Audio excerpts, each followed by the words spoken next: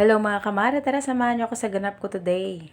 At kanina nga pagkagising ko, diretso na kagad ako sa tindahan para buksan. Iniwan ko na nga muna sa kwarto yung alaga ko dahil tulog pa. May sakit din siya, pero hindi naman siya nagpapuyat magdamag. Iyak lang siya ng sandali, pero natutulog ulit. At ginigising ko din siya para uminom ng gamot niya. At yung araw ko na nga na yun ay medyo tamad na tamad talaga ako. Gusto ko pa talagang humiga at matulog. Kaso bila ko naisip hindi pala ako mayaman, kaya ayan, tumayo ka dyan, uy. At ayan nga, humilata muna ako sa upuan habang wala namang bumibili. At iniisip ko nga dyan yung mga gawain ko. At medyo papikit-pikit pa nga ako dyan, pero gising po yung diwa ko. Iniisip ko nga dyan yung mga gawain ko, kanong uunahin ko. At ayun nga, napatayo kasi may bumibili. At ayun nga, pagbalik ko, umupo na naman ako. At ayun nga, tumayo nga ako dyan para pumunta ako ng kusina. Kaso napabalik ulit ako sa tindahan kasi may bumibili. Sayang din pag umaga kasi medyo mabenta. At binigay ko na nga yung binibili niya at sinuklian ko na din. Pagkatapos nga ay bumalik ako sa munting sala at ayun, nagising na nga yung anak ko. At biglang nagpakarga. At hinayaan ko na lang kasi nga may sakit. May lagnat, ubo at hinihika siya. At sinayaw-sayaw ko pa nga siya dyan. Tapos nung kinapa ko yung liig niya, mainit pala. Akala ko di na babalik yung lagnat niya. Kasi nung madaling araw, nung chinek ko siya, hindi naman na siya mainit at pinawisan. Kaya ang ginawa ko, kinuha ko ng thermometer at check ko kung ilan yung lagnat niya. Naawa nga din ako kasi matamlay siya. Mas gusto ko pang maging makulit siya kaysa matamlay. Nakakaawa kasi, di ba mga mami? Ibala lang tayong magkasakit kaysa sa mga anak natin. Lalo na pag maliit pa, nakakaawa. Pag may sakit nga siya, doon ko naalala yung mga pinagagawa ko sa kanya, kinukurot ko siya, napapalo, at kung ano-ano pinagsasabi, naawa ako. Nakokonsensya ako mga mare, relate ba kayo? Ang nung na-check ko na nga sa thermometer, may lagnat nga siya. At ayun nga, pinunasan ko muna yung sipon niya dahil tumutulog. Tapos kumuha nga ako ng unan para makahiga siya at padededehin ko muna. Para magkalaman naman yung tiyan niya bago ko siya painumin ng paracetamol.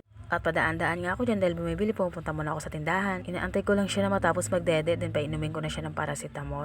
At ayun nga, kumuha na ako ng gamot para painumin siya. Nakadede na rin naman siya kahit papano.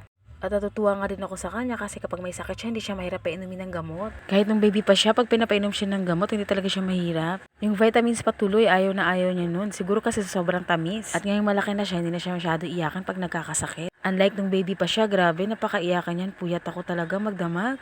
As in, hilong-hilo ka na sa puyat kasi mayat maya siya umiiyak at nagpapakarga. Sa awa ng Diyos nga, hindi na siya ganyan. At iniiwan-iwan ko nga yan dyan dahil sa mga gawain ko, kaya pinapahiga ko lang siya. At nung nag-request nga siya, nalutuan ko siya ng hotdog kasi i-eat daw siya. O ayun, nilutuan ko na.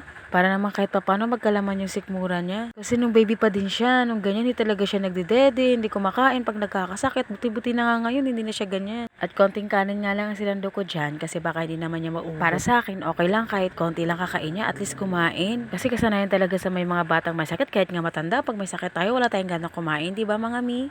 Kaya nagpapasalamat pa din ako dahil kumakain siya. At ako nga pala ang unang sumubo dyan. Ganun ako pag nagpapakain sa kanya, ako muna kumakain, tinitikman ko muna pagkain niya bago ko siya subuan. Ganyan din ba kayo mga mi? At ayun nga, nung natapos na ako magpakain sa kanya, dumating naman ang deliver kong soft drink.